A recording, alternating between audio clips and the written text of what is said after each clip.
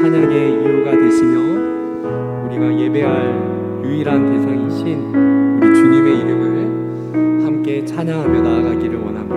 우리 함께 예배의 마음 찬양하며 예배의 문을 열겠습니다.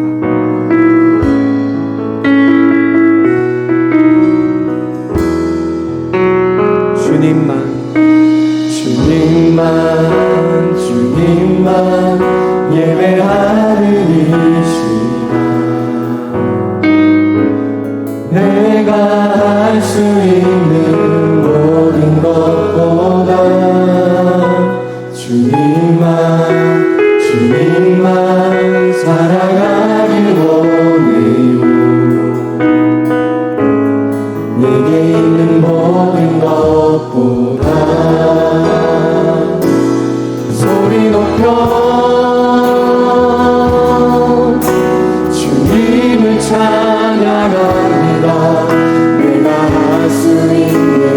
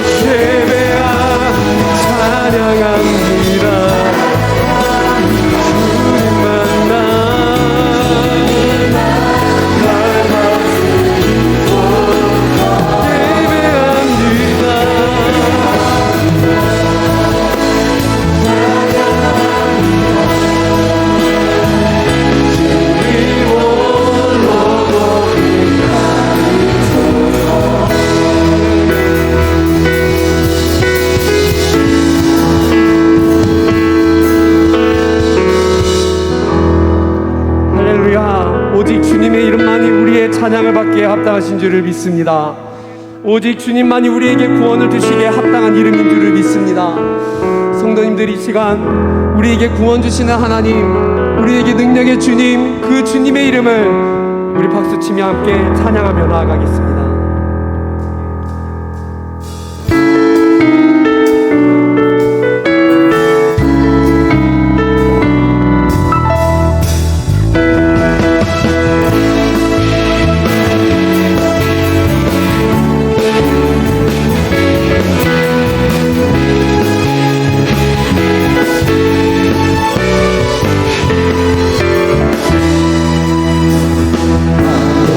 가장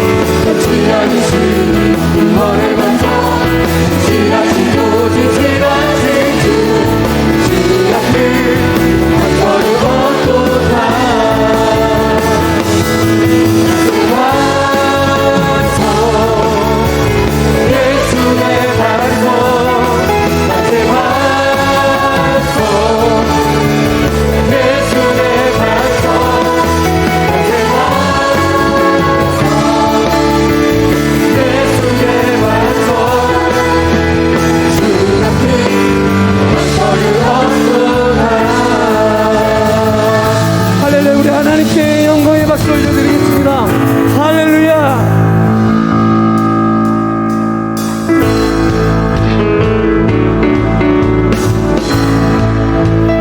마귀들과 싸울지라 죄악 벗은 형제여 담대하게 싸울지라 저기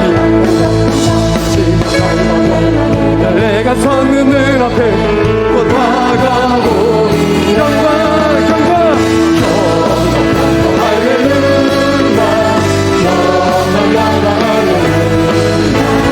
영광 영광 할렐루야 오직니라 마귀들과 싸울지라 죄악 벗은 형제여 그만 마귀야 손으로 돌아 내 모두 떨쳐버리고 주 예수 그분이라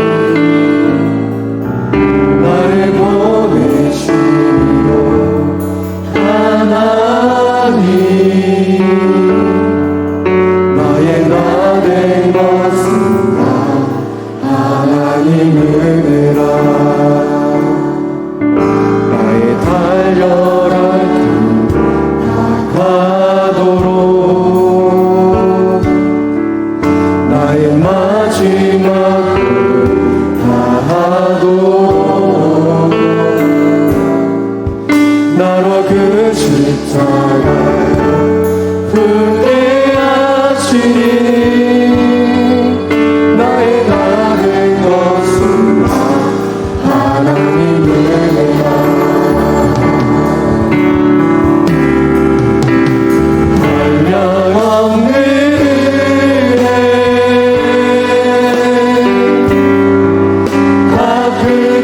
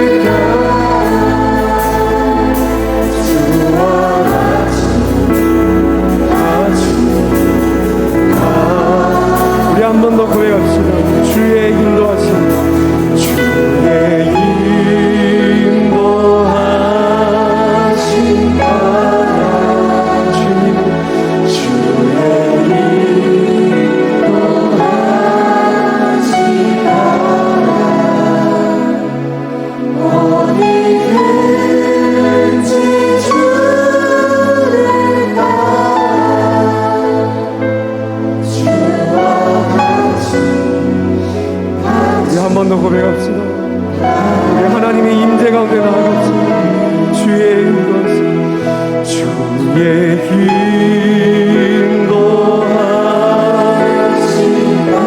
내 평생 주님 따라가길.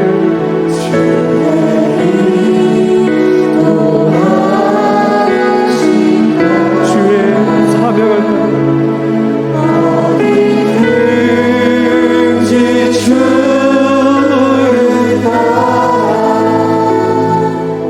주와 같이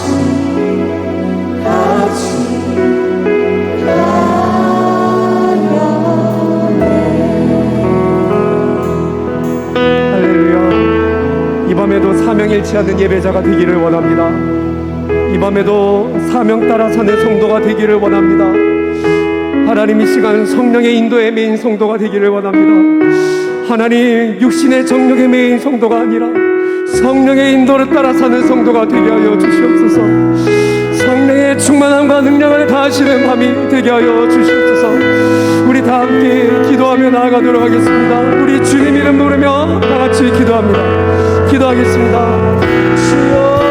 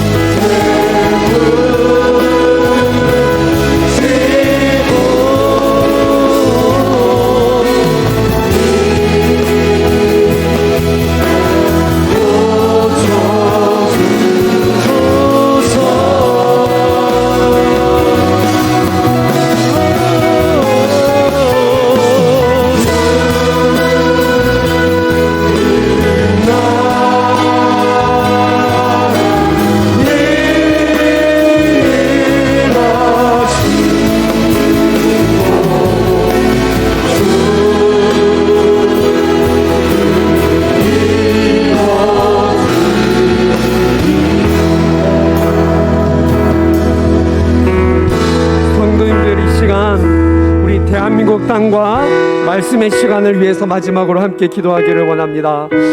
성도님들, 이 시간 하나님 이 땅에 교회를 세우신 하나님의 권능과 은혜를 구하면서 기도하며 나아가기를 원합니다. 제가 먼저 기도 제목 읽고 우리 함께 기도 제목 읽으면서 기도의 자리로 나아가겠습니다.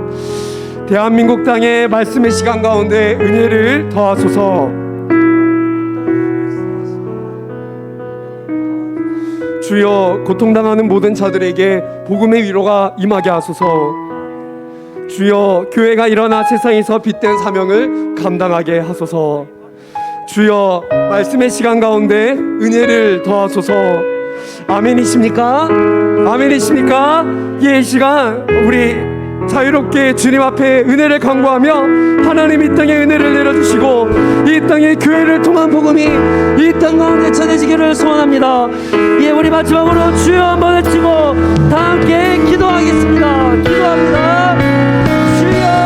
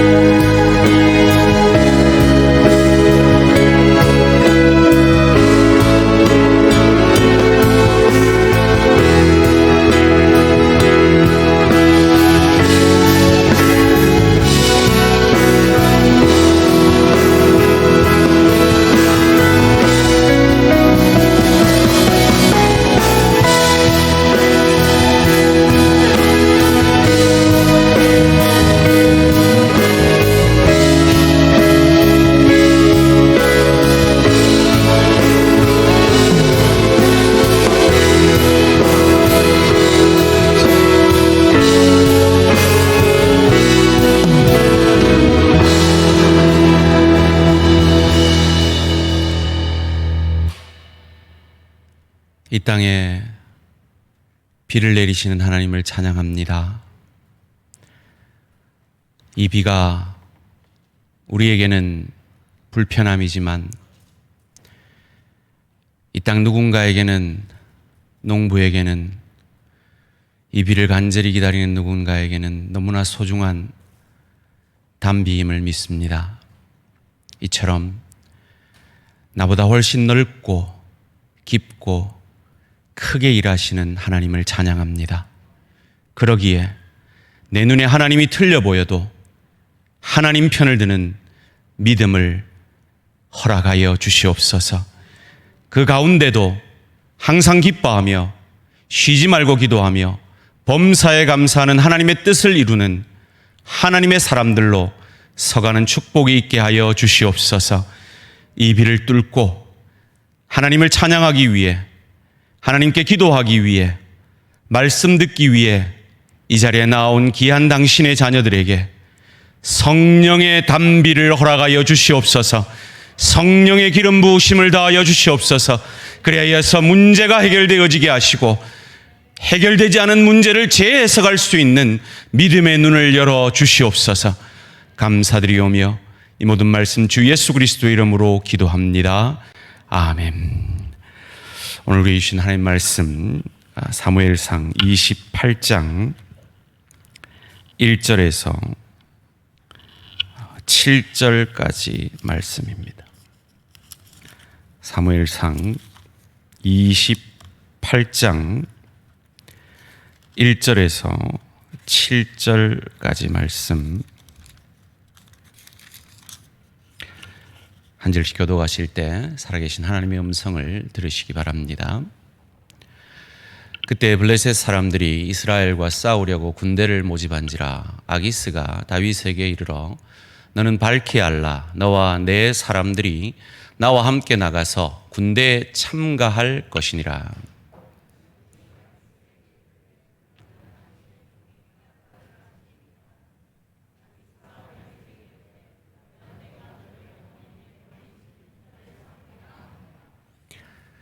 사무엘이 죽었으므로 온 이스라엘이 그를 두고 슬피 울며 그의 고향 라마에 장사하였고 사울은 신접한 자와 박수를 그 땅에서 쫓아내었더라.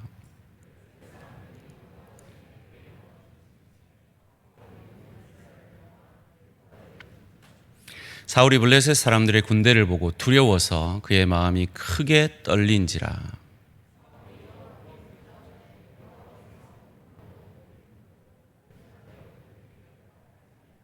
함께 읽습니다.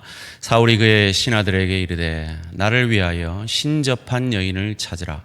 내가 그리로 가서 그에게 물으리라 하니 그의 신하들이 그에게 이르되 보소서 엔돌에 신접한 여인이 있나이다.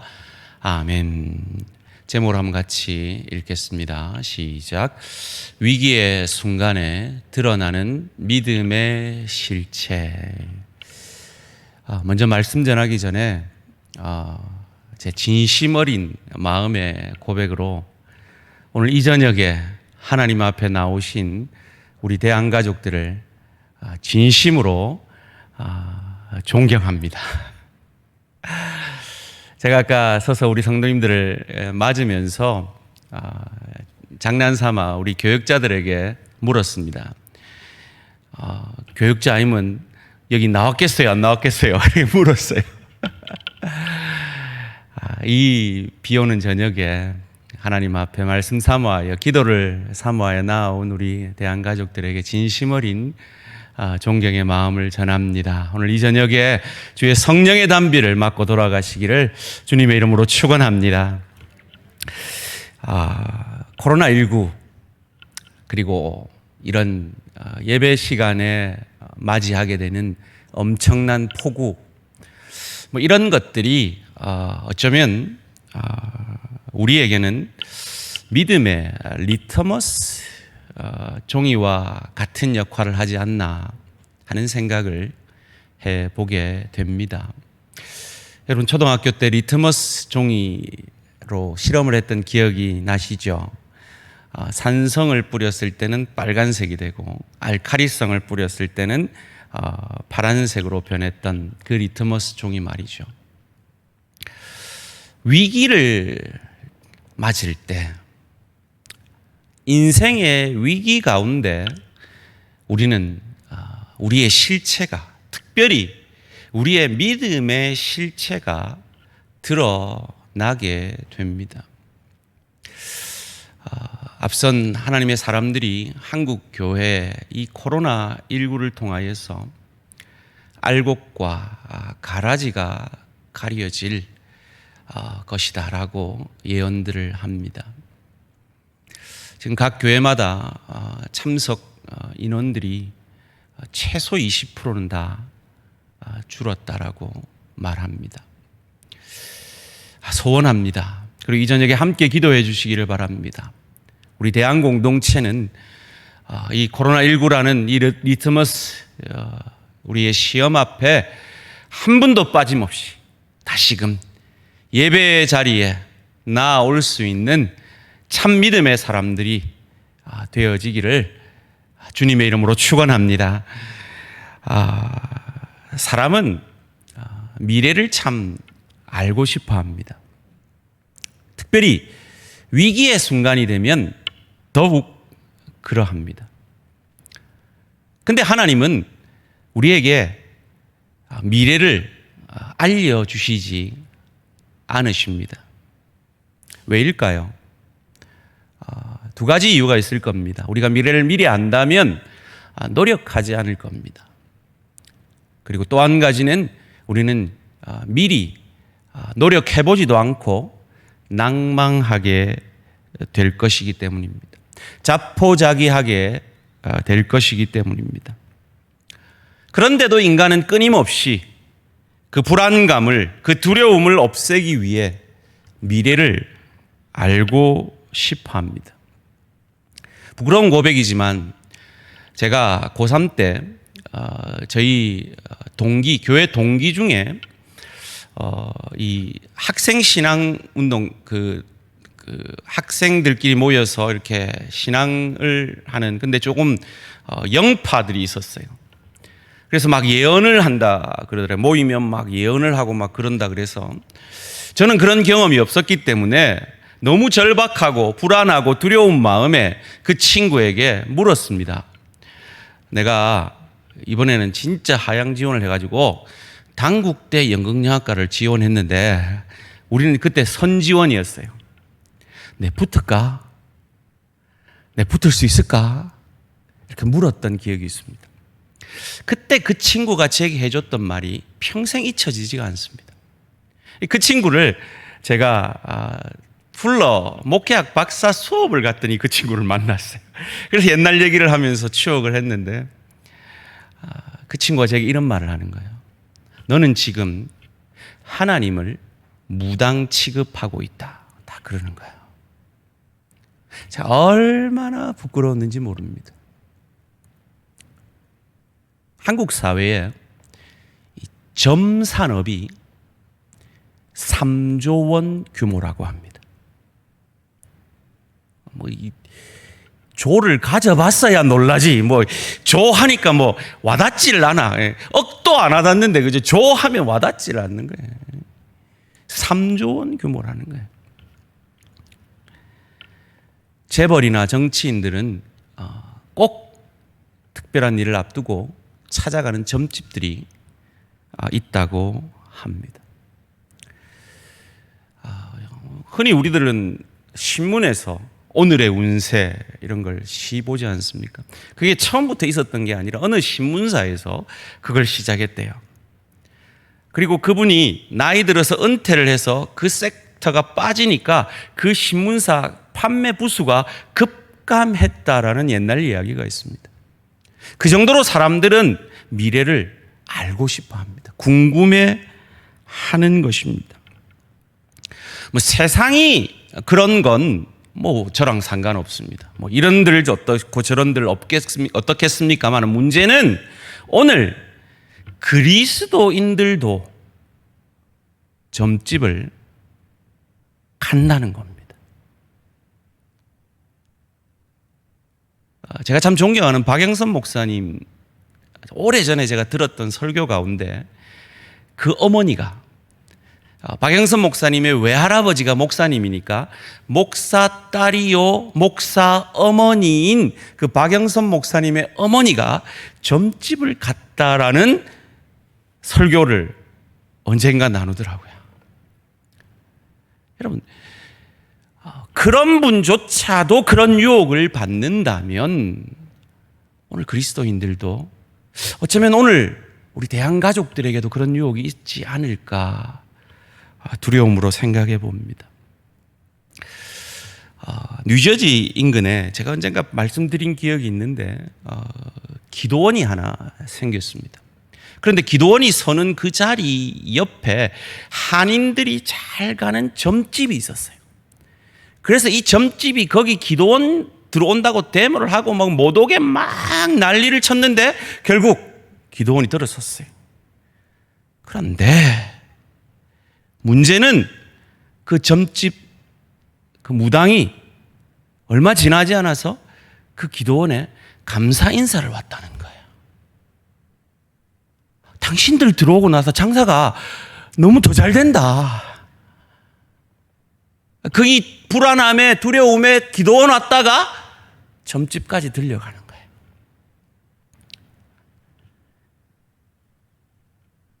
오늘 본문 가운데 사울이 그런 모습을 보이죠.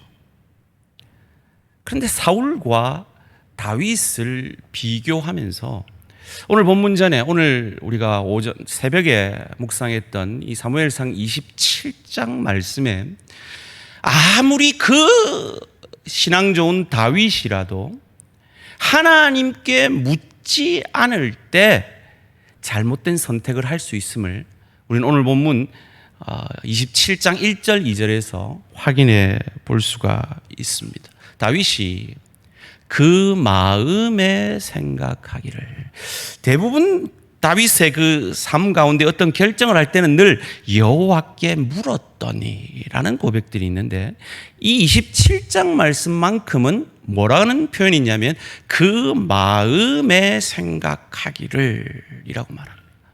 내가 후일에는 사울의 손에 붙잡히리니 그럴 만도 하죠. 사울이 얼마나 변심을 많이 했습니까? 그러다 보니까 이제 지친 거죠. 인간이 너무 지치다 보면 기도하지 않고 자기 생각대로 판단하면 잘못된 결정을 하게 되는 거예요.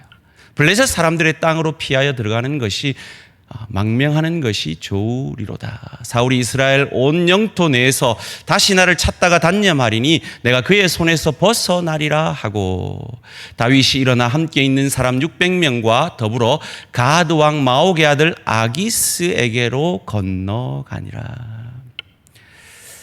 다윗도 이런 잘못된 선택을 할 수 있다면 하물며 우리이겠습니까? 그러기에 어떤 결정을 하고 어떤 중대한 일을 앞둘 때 내 생각이 아니라 하나님의 생각, 하나님의 뜻을 물어볼 수 있는 저와 우리 모든 성도님들 되시기를 주님의 이름으로 축원합니다. 다윗이 이런 블레셋의 망명길을 택할 때 걱정했던 게 뭐였을까요? 염려했던 게, 다윗이 생각하는 최악이 무엇이었을까요? 블레셋과 자기 동족이 싸울 때 나는 어느 편에 서야 할까? 이 고민 아니겠습니까? 미국 사람들이 종종 묻습니다. 그때 월드컵 할 때 그걸 많이 물었어요. 미국하고 한국하고 월드컵 하면 누구 편 들래? 뭐 그건 물어보나 마라 한국 편 드는 거죠, 저야. 그런데 이 다윗은 그렇지 않단 말이에요. 오늘 보면 1절 말씀 28장 1절입니다. 그때 블레셋 사람들이 이스라엘과 싸우려고 군대를 모집한지라 아기스가 다윗에게 이르되 너는 밝히 알라. 너와 내 사람들이 나와 함께 나가서 군대에 참가할 것이니라. 자기가 상상했던 최악의 사건이 일어난 겁니다.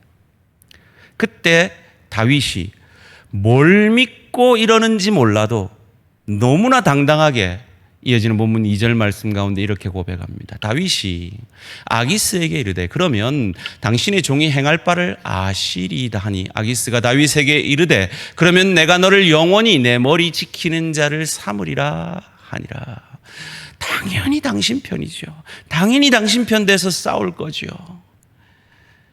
다윗은 바로 직전에 유다 백성을 친 게 아니라 이방 민족을 쳤는데 유다를 쳤다라고 거짓말하고 환심을 산 그 직후였습니다. 기도하지 않고 어떤 결정을 하니까 계속해서 거짓으로 들어갑니다.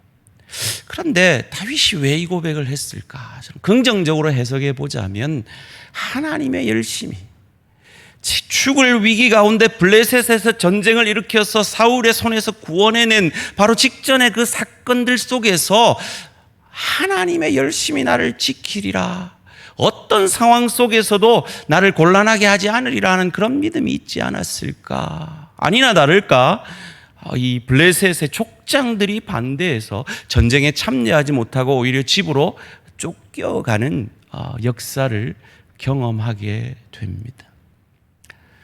그리고 뜬금없이 아주 과거에 있었던 사건이 3절 말씀 가운데 등장합니다. 사무엘이 죽었으므로. 이미 사무엘은 오래전에 죽었습니다. 그런데 왜 여기서 사무엘이 죽었으므로라고 등장하는 걸까요? 지금 이 현재의 사건들을 설명하기 위해서 과거 사건을 마치 현재 일어나는 것처럼, 이것을 전문용어로 대과거용법이라고 하는데요, 현재에서 그런 사건이 어떤 연관이 있는지를 설명하기 위해서 사무엘의 죽음을 들고 와서 온 이스라엘이 그를 두고 슬피 울며 그의 고향 라마에 장사하였고, 그리고 이어지는 이것을 설명하기 위해서입니다.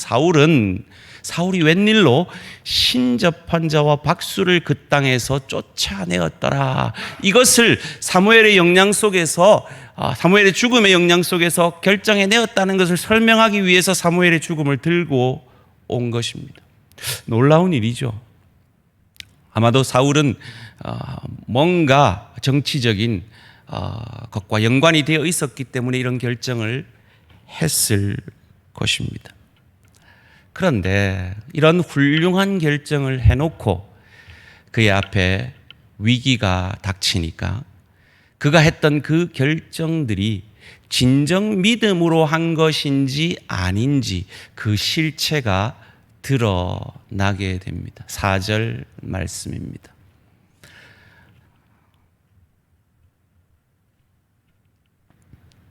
(4절) 말씀.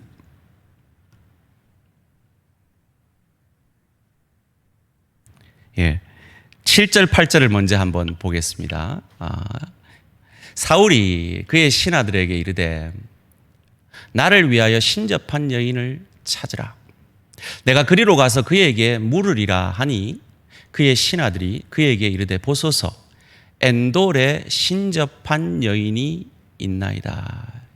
사울이 다른 옷을 입어 변장하고 두 사람과 함께 갈새 그들이 밤에 그 여인에게 이르러서는 사울이 이르되 청하노니 나를 위하여 신접한 술법으로 내가 내게 말하는 사람을 불러 올리라 하니. 여기서 7절 말씀을 띄워주시고요. 사울이 그의 믿음의 실체가 무엇이었는지 드러나게 하는 중요한 구절이 7절 말씀에 나옵니다. 7절 말씀에 사울이 그의 신하들에게 이르되 누구를 위하여? 나를 위하여. 나를 위한 일이면 내가 금지했던 하나님의 뜻에 합당한 그 어떤 조치들도 아랑곳하지 않고 그 긴급한 순간에 그의 믿음의 실체가 드러납니다. 그가 고백하고 섬겼던 그 하나님은 우상이었던 걸 말이죠. 나를 위한 우상이었던 걸 말이죠. 8절 말씀에도 동일하게 고백하고 있습니다. 8절 말씀에 사울이 다른 옷을 입어 변장하고 두 사람과 함께 갈새 그들이 밤에 그 여인에게 이르러서는 사울이 이르되 청하노니 나를 위하여. 나를 위하여. 사울이 섬기던 하나님은 참 하나님이 아니라 우상이었음을 그의 실체가 드러나게 됩니다. 마치 이스라엘 백성들이 금송아지를 만들어 놓고 그들의 믿음의 실체가 드러난 것처럼 말이죠. 출애굽기 32장 8절 말씀입니다. 출애굽기 32장 8절 말씀. 그들이 내가 그들에게 명령한 길을 속히 떠나 자기를 위하여 송아지를 부어 만들고 그것을 예배하며 그것에게 제물을 드리며 말하기를 이스라엘아 너는 너희를 애굽 땅에서 인도하여 낸 너희 신이라 하였도다. 그들은 우상을 만든 것이 아닙니다. 하나님을 만들었습니다. 여호와를 만들었습니다. 그런데 그 여호와는 자기들을 위하는 우상이었던 것입니다. 우상이 뭡니까? 골로새서 3장 5절에서 그 우상을 이렇게 말합니다. 그러므로 땅에 있는 지체를 죽이라. 곧 음란과 부정과 사욕과 악한 정욕과 탐심이니 탐심은 우상 숭배니라. 하나님의 뜻과 아무 상관없는 내 소원, 그것을 이루기 위해서 그 어떤 신이라도 상관없다라는 그 마음이 우상 숭배인 것입니다. 오늘 본문 4절에서 사울이 왜 변장을 하고 밤에 그 무당에게로 찾아갔는지를 말하고 있는데요. 블레셋 사람들이 모여 수넴에 이르러. 블레셋 사람들은 수넴에 있습니다. 그리고 사울은 길보아에 진치고 있습니다. 그런데 7절 말씀에 보니까 이 여인은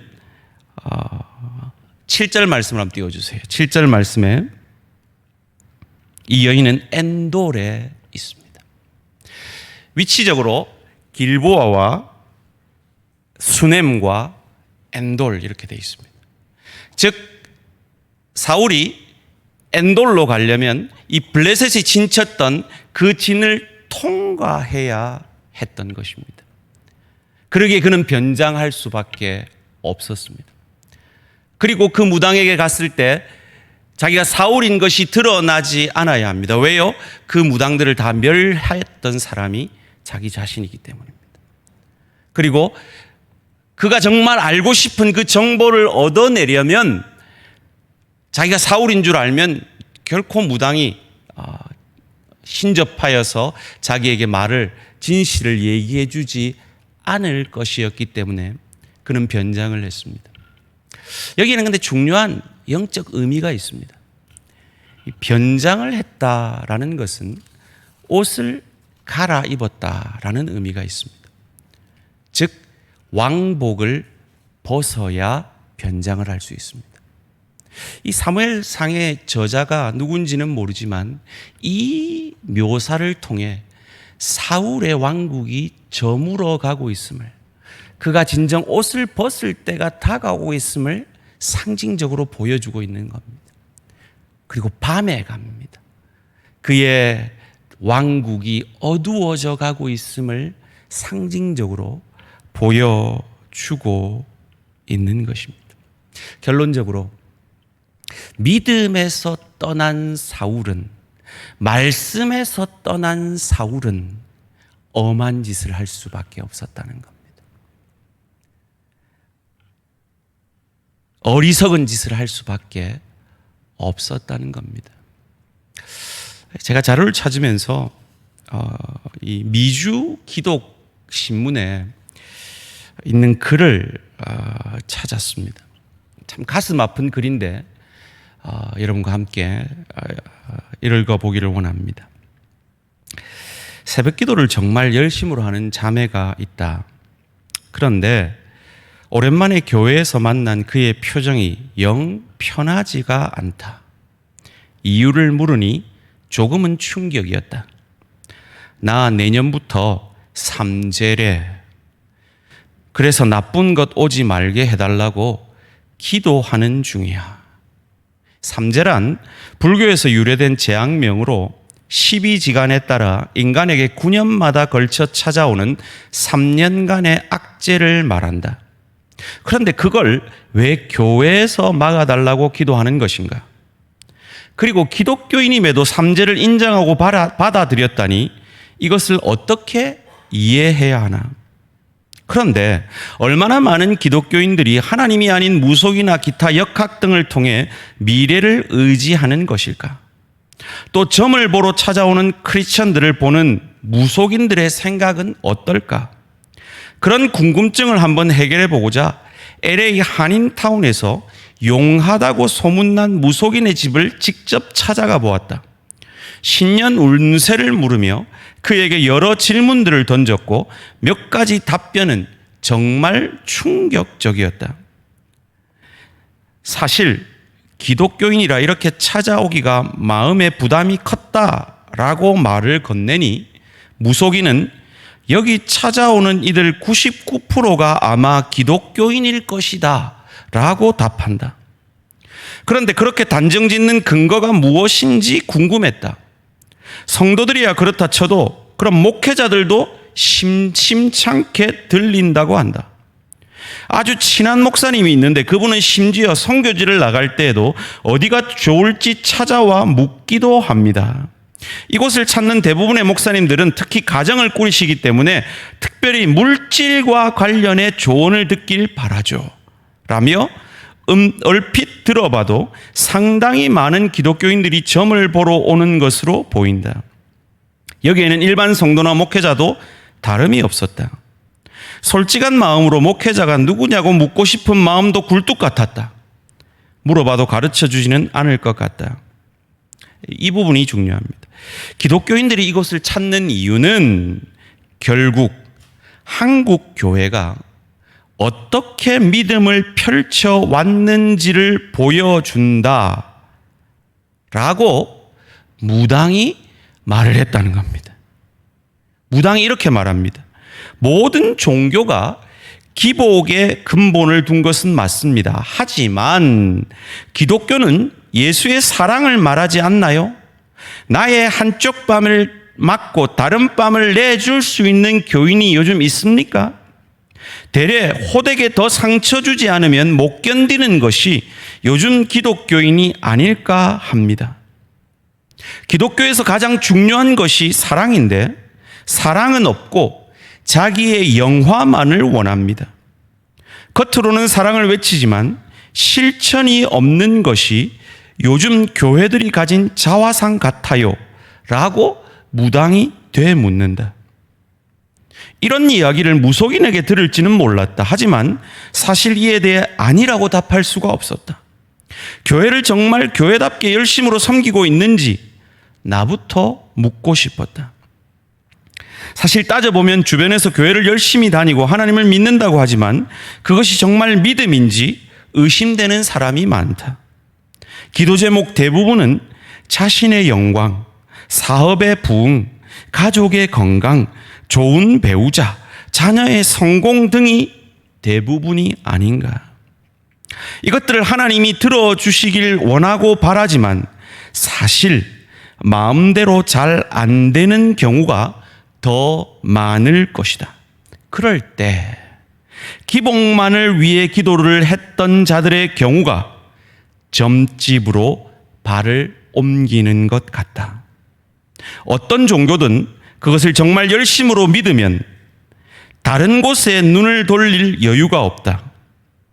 무속인의 입에서 교회를 다닌다면 열심히 다녀라 라는 말은 열심히 믿으면 그 안에서 해결된다는 의미다. 무슨 말입니까? 무속인이, 무당이 교회 좀 열심히 다녀라. 그 말은 내한테 찾아오지 말고 거기서 그 문제를 해결해라 라는 말이라는 거예요. 이런 잘못된 한국 교회의 기복 신앙이 있기에 제가 지금까지 계속해서 강조했던 하나님이 내리시는 두 가지 축복. 하나님 분명히 복을 주시는 하나님이세요. 이게 성경의 약속이에요.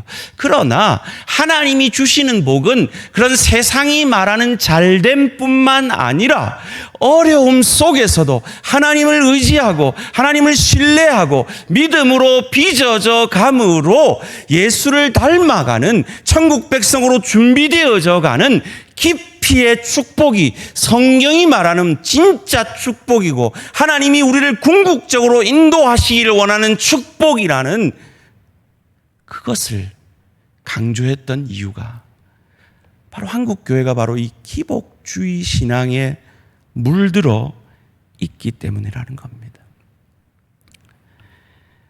이 글에서 총신대 구야각 교수인 김지찬 교수의 글을 소개하고 있는데요. 성경이 점수를 금하는 이유라는 글에서 김지찬 교수님은 이렇게 말합니다. 고대 이스라엘의 인근 이방인들은 미래를 알아내기 위해 온갖 방법과 수단을 가리지 않았다. 이들은 미래를 알아내어 악을 방지하려고 하였다. 소위 액땜을 하기 원한 것이다. 고대 마술사들은 역사의 운명에 대한 인간의 도덕적 책임, 즉 제가 자주 말하는 깊이의 축복, 그 현상을 통하여서 그 어려움을 통하여서 그 시간들을 통하여서 우리가 어떤 책임이 있고 어떻게 빚어져 가야 되고 어떻게 예수를 닮아가야 하는가는 생각하지 않는다는 겁니다. 이들은 자기들의 미래를 타락하려고 하였다. 이들은 여기가 중요합니다. 자기들의 운명을 스스로 통제하길 원한 것이다.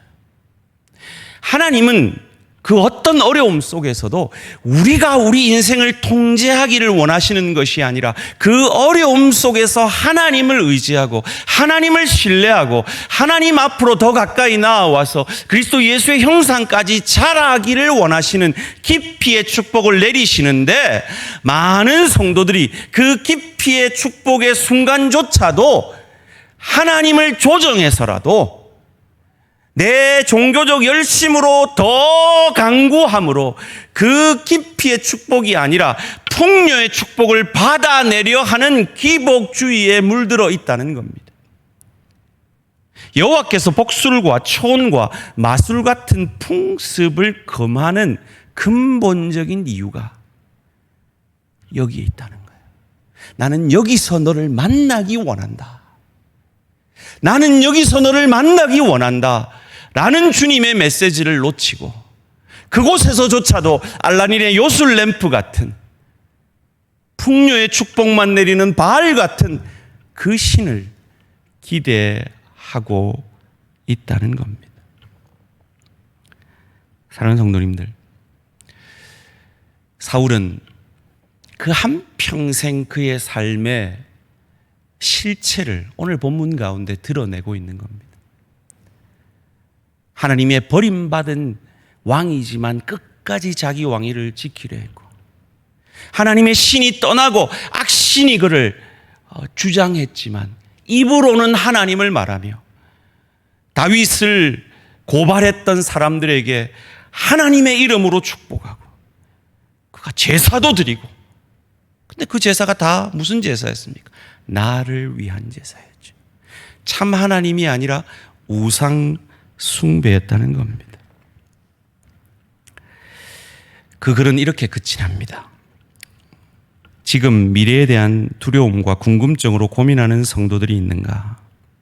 내년이 삼재라 의심하고 불안한가?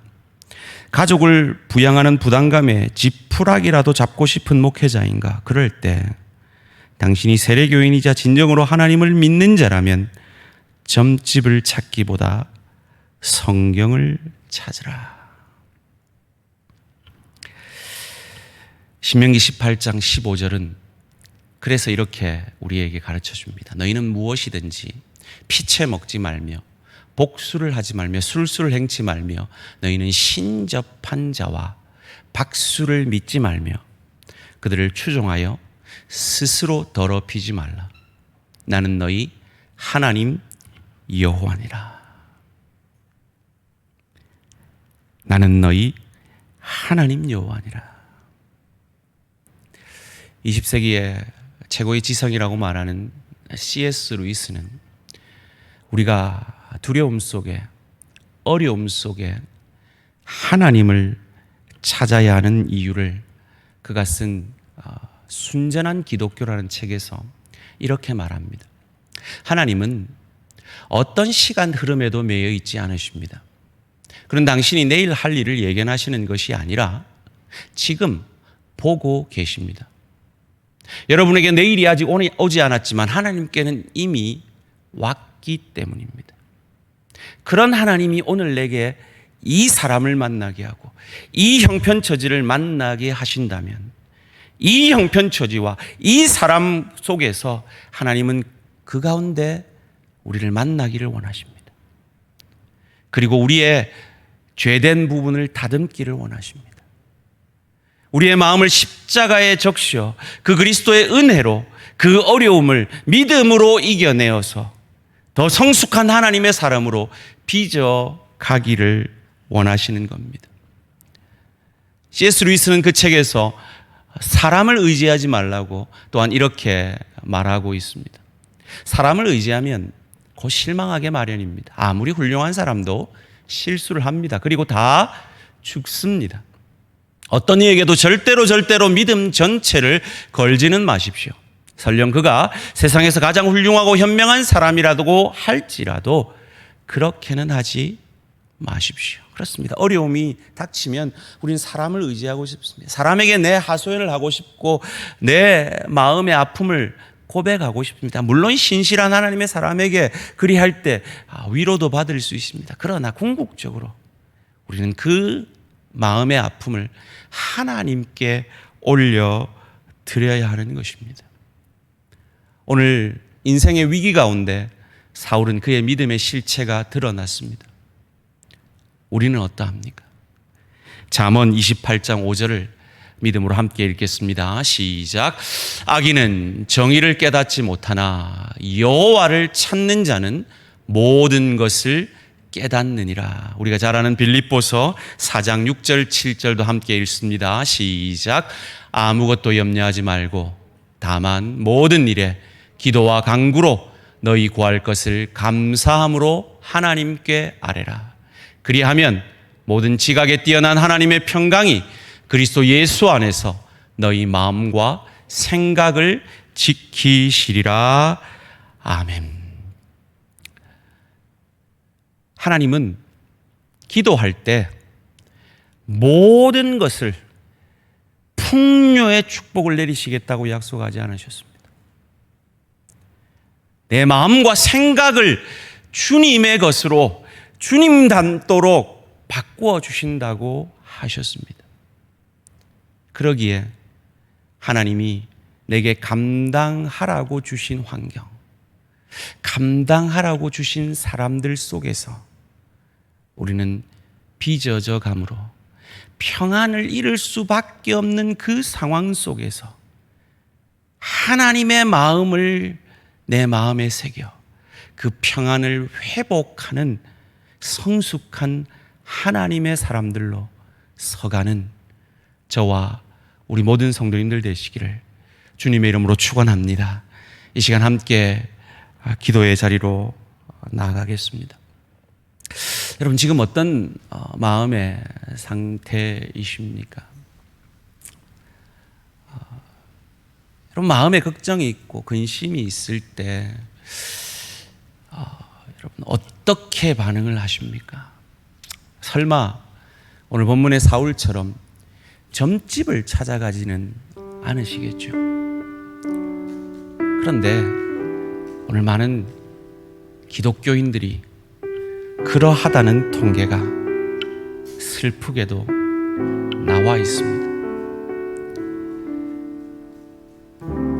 그건 우리 수준이 아닐지라도 하나님 앞에 나왔지만 제 어릴 적 부끄러운 고백처럼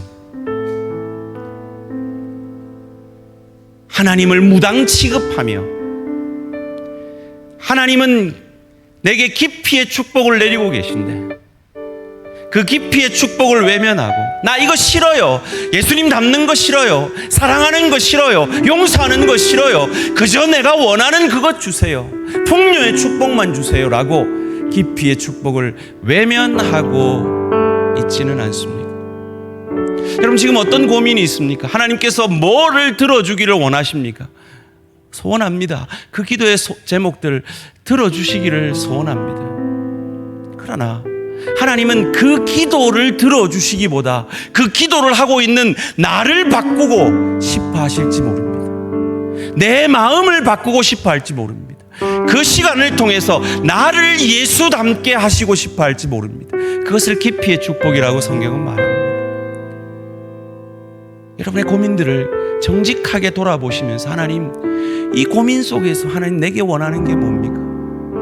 저 사람 만나기 싫으니까 안 만나는 겁니까? 아니면 저 사람을 사랑해내고 용서해내는 겁니까? 이 환경을 바꾸어서 풍요의 축복을 내리는 겁니까? 아니면 이 속에서 이 환경을 재해석해내고 겸손히 그리스도 닮아가는 것입니까? 하나님 앞에 정직히 물어보십시오. 그리고 사울 같은 사람 아니라 하나님의 뜻 앞에 자기를 죽였던 다윗 같은 믿음의 고백을 이 저녁에 주님 앞에 드리기를 원합니다. 정직히 여러분의 고민을 직면하시고 그 고민 앞에 하나님 앞에 이 질문을 하심으로 하나님 앞에 오늘 말씀을 따라 선한 결단이 있기를 원합니다. 다 같이 기도 드리겠습니다. 주여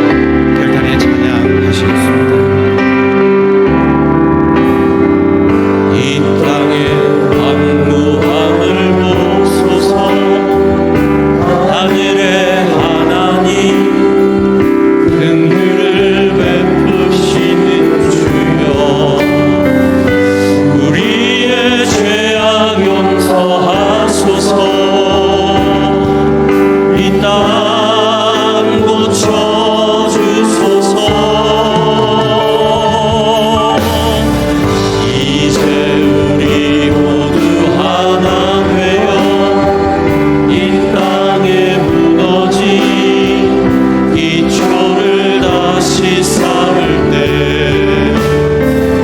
우리의 우상들을 태우신 성령의 불이 마소서.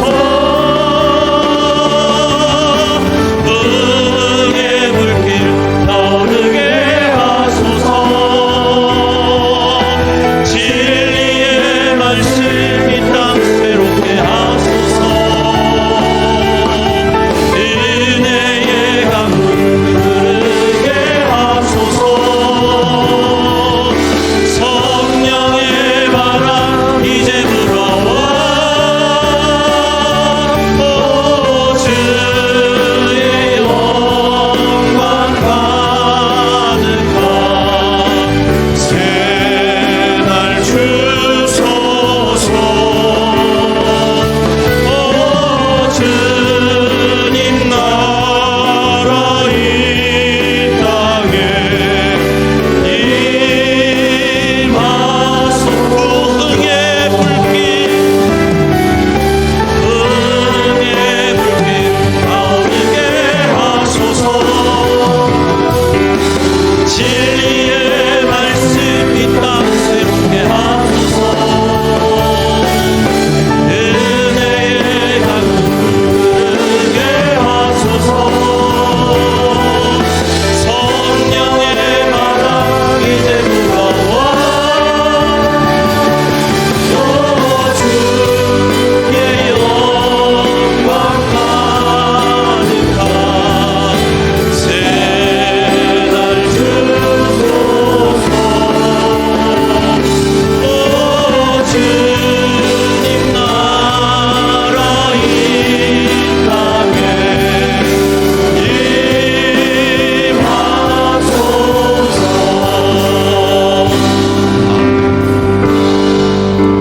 이 시간 계속해서 기도하실 때에 주의 교회를 위해 기도해 주시기를 바랍니다. 우리가 계속 기도하고 있는